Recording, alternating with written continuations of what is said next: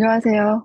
조기PM 사업가 반영입니다. 너무 오랜만에 인사드려가지고 조금 떨리는데요. 제가 오늘 준비한 거는 현실 점검과 가치 부분인데 제목을 뭘로 할까 굉장히 고민했어요. 근데 오늘 제목을 제가 고민하다가 비코즈 PM이라고 그랬거든요. 평범한 사람들의 선택입니다. 사실 제목을 뭐라고 할까 고민하다가 이게 우리에게는 이미 답이 정해져 있다는 강력한 확신을 좀 전달하고 싶어서 이렇게 정했습니다. 저희는 평범하게 살고 싶지 않은 평범한 사람들이 선택할 수 있는 일이고, 또 이거를 배워서 할 수 있고, 그런 일 중에서는 유일무이한 일이기 때문에 피임이 정말 특별하다고 생각을 하거든요. 그래서 제가 오늘은 이렇게 네 가지 이야기로 풀어갈 건데요. 저의 마이 스토리와 그리고 PM을 만나기 전과 후, 그리고 왜 PM이어야 하는지에 대해서 저의 작은 경험하고 또 생각을 나눌 건데요. 사장님들이 이 시간을 통해서 사장님들께서도 스스로 현실을 점검하시고 이 PM의 가치를 조금만 더 깊이 알아가시는 시간이 되셔도 제 강의는 성공했다고 생각을 합니다. 어, 저는요, 평범한 직장 생활을 했었습니다. 근데 하지만 이제 제가 아이를 키우다 보니까 아이가 점점 커가면서 내가 직장 생활로는 할 수 없는 것들이 너무 많은 한계에 부딪히게 됐어요. 그래서 아이한테 줄 수 있는 것들의 제한을 느끼면서 다른 일을 좀 찾아봐야겠다 생각을 했었을 때, 제가 가장이기 때문에 밤에 나가서 해야 되는 대리운전이라도 해야 되나라고 생각을 했었거든요. 그렇게 고민하던 중에 제 친구로부터 2013년도에 네트워크 마케팅 사업을 전달을 받았습니다. 정말 매력을 느꼈고 열심히 했는데요. 제가 원하는 결과를 만들지 못했어요. 그래서 결국은 그 일을 지속하지 못했고요. 그리고 아는 지인으로부터 운이 좋게 부동산 일을 6년 정도 하게 됐습니다. 부동산 일이 경기가 좋을 때는 정말 일반 직장에서는 만져볼 수 없는 큰 돈도 벌지만 경기가 좋지 않으면요, 수입이 제로가 되는 변수가 진짜 많은 일이거든요. 그래서 제가 다른 일을 해보려고 구직 활동을 했는데 어느덧 제 나이가 50이 되어 있는 거예요. 그래서 저를 받아주는 곳이 없더라고요. 딱 두 곳밖에 없었습니다. 식당하고 쿠팡이었어요. 식당에서 설거지 하는 거는 못하겠고, 쿠팡을 알아봤는데요. 인천에 제가 살고 있으니까 인천 쪽으로 알아봤거든요. 인천 연안부두에 있는 롯데 프레시 구역에서 일을 하게 됐는데요. 9시부터 새벽 2시까지 하는 일이었습니다. 남들 다 자는 그 시간에 진짜 거대한 창고에서 정말 많은 사람들이 너무 열심히 치열하게 살고 있는 모습을 봤어요. 그런데 갑자기 현타가 오기 시작했습니다. 아, 나 여기서 뭐 하고 있는 거지? 내 노동하고 시간을 써서 벌 수 있는 이 일을 내가 언제까지 할 수 있을까? 그렇게 고민을 하던 중에 결론은 결국 나는 이사분면에서 비사분면으로 넘어갔지만 다시 이사분면, 그것도 제일 낮은 일용직으로 돌아갔다는 것을 깨닫고요. 정신이 좀 번쩍 들었어요. 그래서 돌파구를 찾던 중에 피해를 알게 됐고요. 정말 수많은 강의를 들었고 알아봤습니다. 이 회사의 성장률을 보면서 제품에 대한 검증을 그냥 먹어보지 않아도 끝났고요. 근데 주고 또 주고 끝도 없이 주는 이 보상이 진짜인지 확인해봐야겠다라는 생각을 했습니다. 저는 네트워크 경험이 있었기 때문에 좋은 그룹과 또 스폰서가 되게 중요하다는 걸 알았거든요. 그래서 지금 스폰서 사장님을 찾았고 또 이 해강 그룹에서 사업을 시작하게 되었습니다. 지금 생각해보면 그때 쿠팡에서 일한 게 어쩌면 제 인생의 터닝 포인트 아니면 신의 한 수가 아니었나 또 생각이 들거든요. 그래서 PM을 만나지 않았을까라는 생각을 했습니다. 제가 네트워크를 하기 전에는요, 이 현금으로 사보면을 저는 몰랐어요. 근데 생각보다 많은 사람들이 권리소득을 잘 알지 못하거든요. 책에서 이제 현금으로 사보면을 보더라도 본인 일과 연결을 시키지 못해요. 제가 진짜로 이 일을 너무 전달하고 싶은 사람이 있었어요. 근데 그분한테 이 책을 선물했거든요. 나름 기대감을 갖고 선물을 했는데 전혀 네트워크로 풀지 못하더라고요. 왜냐면 제가 생각해보니까 사람들이 몰라요. 한 번도 배워본 적도 없고 들어본 적도 없고 그 부자들의 음모라는 책에 그게 나오더라고요. 학교에서 우리는 어렸을 때부터 공부 열심히 해서 좋은 대학 가서 좋은 직장에 들어가고 좋은 사람 만나서 부지런히 벌어서 집 사고 이런 뻔한 스토리, 이게 부자들이 만들어 놓은 프레임이라고 하거든요. 사람들은 그렇게 길들여서 살다 보니까 아무리 똑똑해도 시스템을 만들어야겠다는 생각을 하지만 이거를 네트워크를 연결하지 못한다는 걸 제가 알게 됐어요. 그래서 진짜 프레임 무섭구나. 다단계라는 그 부정적 인식 때문에, 그리고 또 주변에서 이 일로 성공한 사람들이 많지 않잖아요. 그러니까 저도 이 일을 하기 전에 이제 타 네트워크 하기 전에요. 친구로부터 이렇게 원래 이제 프로포즈를 받았는데 저도 5년이라는 부정의 시간이 있었거든요. 5년 정도가 걸려서 그 일을 알아본 거예요. 왜냐면 방법이 없다고 생각했기 때문에 그냥 막연히, 아, 잘 살고 싶다. 나 진짜 돈 많이 벌어야 되는데, 아, 우리 부모님 왜 부자가 아니지? 그냥 이런 생각들로 살았습니다. 근데 근데 현실은요, 진짜 대안이 없었어요. 그래서 결국에는 예전에 기억나세요? 한 10년, 15년 전에 치킨집이 엄청나게 많이 생겼었어요. 왜냐면 그때 젊은 사람들이 치킨집을 많이 했는데 왜 했냐면 그러니까 뭐 진짜로 좋은 학교 나와서 대기업에 임원까지 하시다가 퇴임을 하시면 그분들이 결국은 퇴직금 가지고 할 게 없으니까 치킨집을 많이 했거든요. 그러니까 이 대학생들이 똘똘하니까 결국은 대기업 가서 내가 노예처럼 일하고 퇴직금 받아서 치킨집을 안 해? 나도 치킨집을 바로 해야지? 이러면서 치킨집 붐이 엄청 불었었던 기억이 나요. 지금도 많지만 근데 지금은 또 요즘에는 뭘 많이 하냐면 카페, 편의점, 뭐 배달 이런 것들 많이 하더라고요. 근데 결국은 다 자영업 같지만요. 여전히 그 E와 X 사분면 안에서 빙빙 도는 게 현실이라는 거를 그들이 이제 빨리 알기를 바라고, 저도 이제 지금 다른 걸 하나 보여드릴게요. 이건 뭐냐면, 어, 남자 39살의 남자의 연봉 1억이고요. 이분이 이제 요즘에 정년이 다 달라요. 정년이 직업군에 따라서 뭐 58세도 있고 60세도 있고 교수는 뭐 65세까지 뭐 다 다르더라고요. 그래서 평균 60년이라고 했을 때 39살일 때 현재 21년을 더 일을 할 수가 있잖아요. 근데 이 남자분은 월 평균 세금 떼고 한 750만 원 정도 받는 친구였어요. 근데 집 아파트 대출 150, 보험, 그리고 부모님 용돈, 아이 교육비, 돌봄, 그리고 골프, 생활비 이런 거 다 하면 680만 원이 드는데요. 100만 원도 채 안 되는 돈이 남습니다. 그러면 이게 평균이기 때문에 더 받는 달도 있다고 가정했을 때 100만 원씩 21년을 저금을 하잖아요. 그럼 252개월을 저금을 해야 돼요. 그러면 2억 5,200만 원이 쌓입니다. 근데 이 아이가 잘할 거 아니에요. 아, 그럼 잘하게 되면 아이 교육비랑 돌봄비가 빠지겠죠.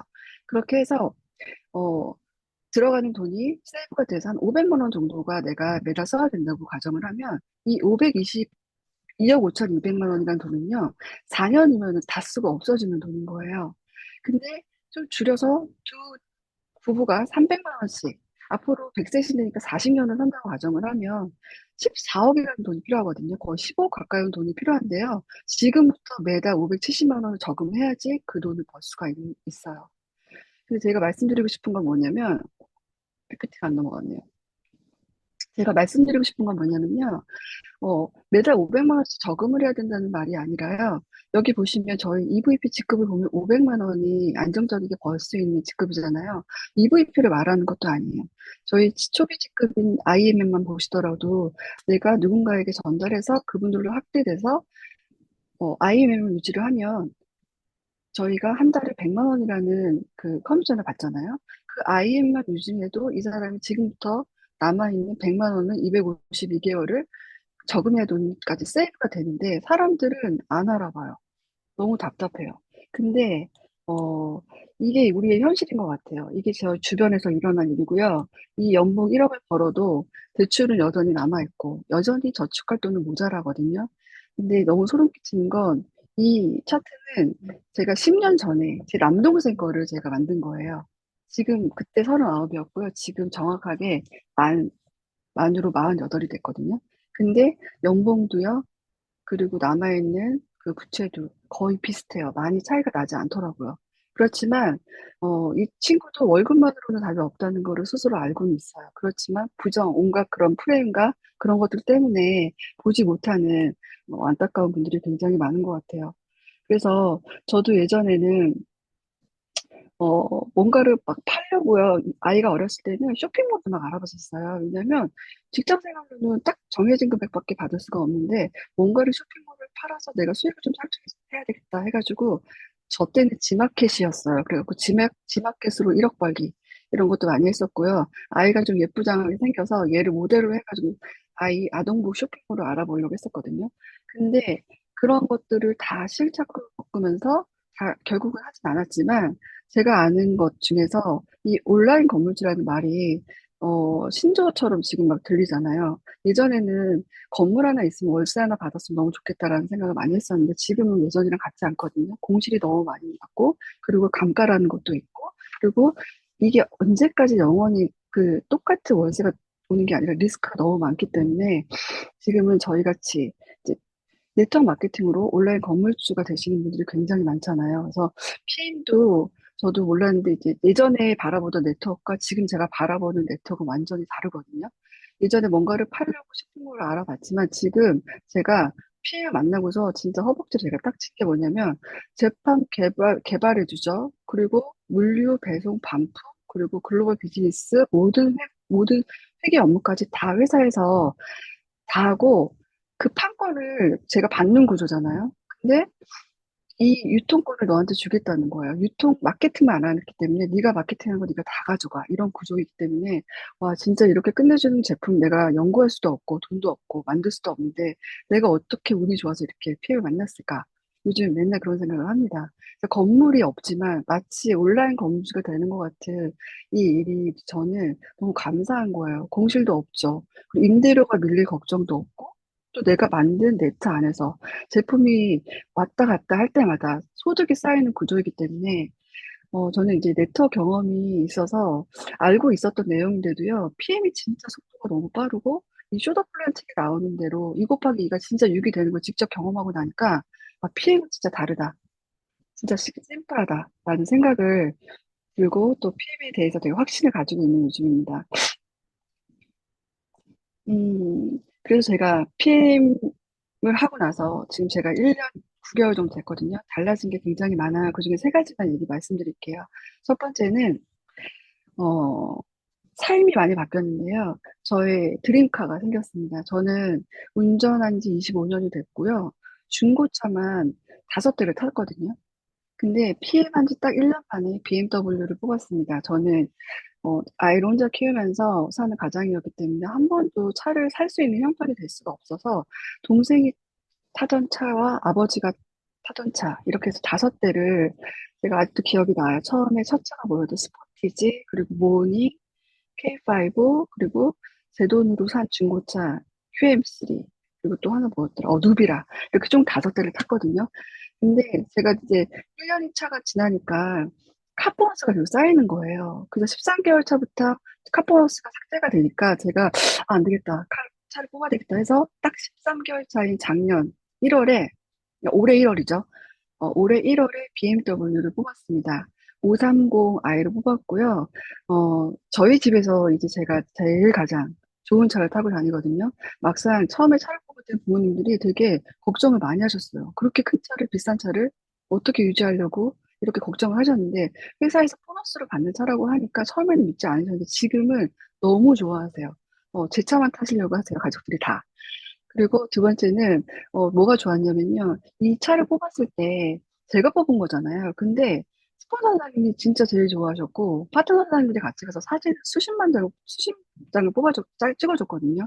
그리고 저도 여기 보면 이제 감사 편지가 있잖아요. 진짜 PM을 만나서 제 인생에 빛이 들어온 것처럼 정말 아, 이게 진짜 실현이 되는 거야, 아는 거에 되게 다시 한번 놀랬고, 그리고 또 다른 거는 이제 여행입니다. 저는 세계 곳곳을 여행하는 거를 꿈꿔보지도 않았어요. 왜냐면, 어, 그럴 수 있는 상황도 안 됐고, 제가 가본 곳이라는 곳은 예전에 이제 네트워크 했을 때, 회사에서 행사했을 때, 컨벤션이라는 걸 했을 때, 미국에 3번 가봤거든요. 그것도 제 돈을 주고. 근데 여기 와서 지금 1년 8개월밖에 안 됐는데요. 유럽 여행을 4번이나 다녀왔습니다. 그래서 회사에서 성과를 내주면 내가 목표를 달성을 하면 내가 그거를 그냥 원래 하는 건데, 당연히 하는 건데 그걸 이뤘다고 회사에서 여행을 보내준 거예요. 그래서 첫 번째 간 그 트립에서 파트너 사장님들이랑 또 형제 라인 사장님이랑 같이 그 핀 인정을 받았던 그 사진이고요. 두 번째 사진은 어, VP 윈터 리더십을 갔었어요. 그래서 그 크리스마스 파티를 하는데 저희 원팀방 사장님들이랑 같이 찍은 사진이에요. 저기 그 유리 사장님도 있고요. 어, 보이시죠? 너무 즐거운 시간을 보냈고, 또 이 사진은 개인적으로 제가 너무 잘 나와가지고 제가 개인적으로 좋아하는 사진입니다. 너무 예쁘지 않나요? 그리고 또 저 올해 3월에 태국에 갔다 왔습니다. 월드 투어. 이거는 진짜 제가 커플이 없는 게 한이 될 정도로 정말 너무 럭셔리한 여행이에요. 저는 처음에 열흘 동안 가서 뭐 하나 했는데요. 진짜 아무것도 안 하고 놀기만 하거든요. 근데 이 회사에서 왜 그 3월이면 프로모션 달인데 왜 이렇게 중요한 시기에 우리를 여기 다 모아놨을까? 진짜 무슨 약간 감금당해서 사육당하는 느낌이거든요. 하루 종일 먹고, 하루 종일 마사지 받고, 하루 종일 수영하고 놀거든요. 근데 거기서 알게 됐어요. 이 회사에서 그냥 이거를 비전으로 그냥 보여주는 거예요. 너 앞으로 이거 열심히 해서 매년 파트너들과 네 가족들과 여기 계속 올 수 있다. 너 평생 이제 여행하면서 이 일 할 수 있다. 왜냐면 저는 한 번도 꿈꿔보지 못했었거든요. 근데 그런 일이더라고요. 그리고 이거는 올해 6월에 얼마 안 됐죠. 또 로마에 다녀왔습니다. 제가 진짜 무슨 복이에요. 독일 4번, 그리고 프랑스, 로마, 그리고 태국까지. 전국이란다. 세계 곳곳을 돌아다니면서 너무너무 좋아하는 사람들, 결이 맞는 사람들끼리 같이 여행을 다니니까 너무 기뻤고요.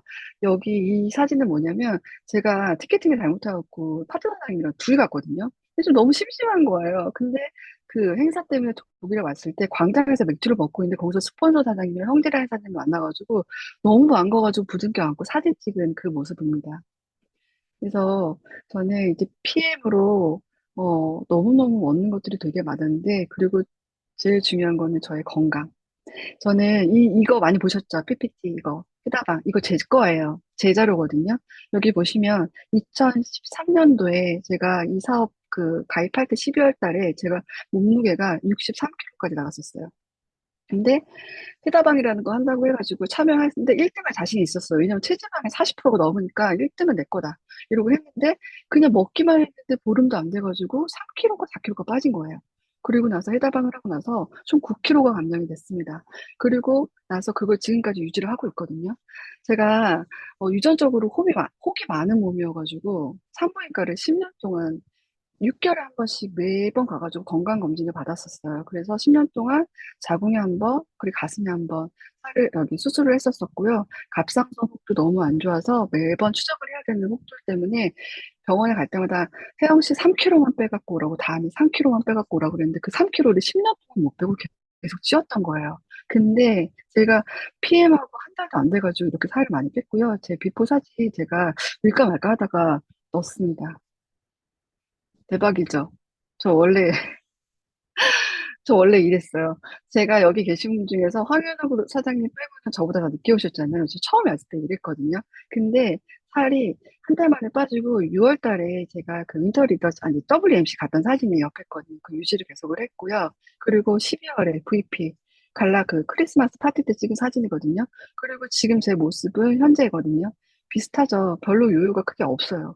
그러니까는 제가 삶이 단순하게 제가 돈을 벌려고 했지만 결국은 이 삶의 질 자체가 라이프 스타일이 달라지는 모습을 보면서 진짜 강력하다. 피해카도 강력하고 유럽 여행도 강력하고 더군다나 내가 너무 건강해지는 게 너무 감사하다. 그래서 PM 사업할 때 이게 되게 저한테 힘을 실어주는 요소가 됐습니다. 그리고 이건 뭐냐면 제가 이제 PM밖에 없다라고 딱 세기를 갖고 싶은 게 뭐냐면요. 저는 사실은 제가 나이가 많다고 생각을 했어요. 근데 선생님들 나이가 어디세요? 저 이정은 사장님이 맨 앞줄이라 그랬을 때, 와, 좋겠다. 너무 좋겠다라고 부러워했었거든요. 근데 제가 5년 후의 모습을 한번 생각을 해보라고 던지면, 저도 예전에 5년 후를 항상 생각하면서 다 했었거든요. 근데 제가 지금 꽉 찬 50이란 말이에요. 꽉 찬 50인데, 정확히 5년 후면 56세인데요. 그 56세가요, 저희 그룹장님 중에서 이제 김영희 그룹장님 계시잖아요. 김영희 그룹장님이 사업을 시작한 나이가 56세라고 하는 거예요. 그래서 제가 5년 동안 열심히 이 일을 포기하지 않고 하면 제가 5년 후에 그분이 시작한 그 나이에 저는 그 모습이 돼 있을 거라는 생각이 되니까 가슴이 너무 떨리고 이게 진짜 너무 비전인 거예요. 왜냐면 되는 모습을 너무 많이 보여주시고 계시는 분들이 너무 많기 때문에. 그래서 제가 또 비전인 거였던 뭐였냐면은, 어, 제가 전사에서 네트워크 시작했을 때 나이가 39인가 8이었거든요. 황량한 국장님이 이 비즈니스 시작했을 때랑 비슷한 것 같아요. 근데 저는 이거를 10년 가까이 추적을 했었고, 황당한 그룹장님은 3년을 집중했는데 너무나 다른 결과를 만드신 거잖아요. 그것 또한 저한테도 너무 비전인 거예요. 같은 네트워크이지만 어떤 회사에 어떤 보상을 만나느냐. 정말 이게 너무 중요한 것 같아요. 그래서 다시 한번 이 PM의 가치가 너무너무 저한테 땡을 치게 올라가게 했었고, 음, 저는 지금까지 이제 열심히는 했다고 하지만 뭐 성과가 없으면 열심히 한 건 아니, 열심히 하지 않은 건가? 처음에 그것 때문에 굉장히 힘든 시간이 있었어요. 근데 독서 미팅을 요즘에 이제 뜨겁게 하고 있잖아요. 책을 읽으면서 뭐 깨닫게 되고 생각이 막 전환되면서 좋은 에너지가 내가 만드는 거라고 생각하니까 긍정만 생각하자. 그렇게 해서 바꿨더니 진짜 좋은 일들이 지금 계속 생기고 있습니다.